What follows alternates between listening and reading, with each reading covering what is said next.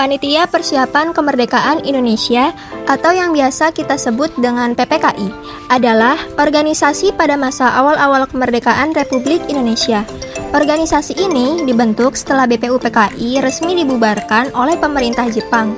Tujuan dari pembentukan PPKI adalah untuk melanjutkan dan menjalankan tugas-tugas dari BPUPKI. Tugas tersebut berkaitan dengan kemerdekaan Indonesia, yaitu mempersiapkan sekaligus menyegerakan terjadinya proklamasi kemerdekaan Indonesia.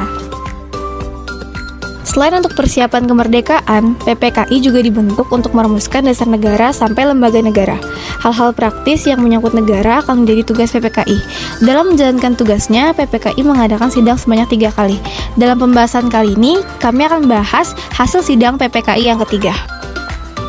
Sidang ketiga 22 Agustus 1945. Sidang ketiga dilakukan pada tanggal 22 Agustus dan menghasilkan sejumlah keputusan baru.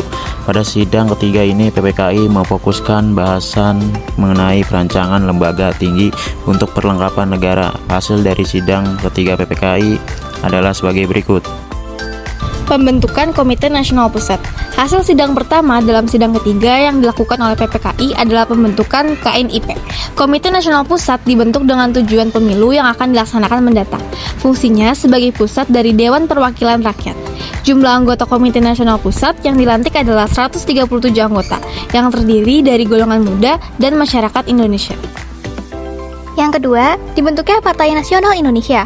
Salah satu hasil sidang pada sidang ketiga PPKI adalah perencanaan pembentukan PNI, Partai Nasional Indonesia.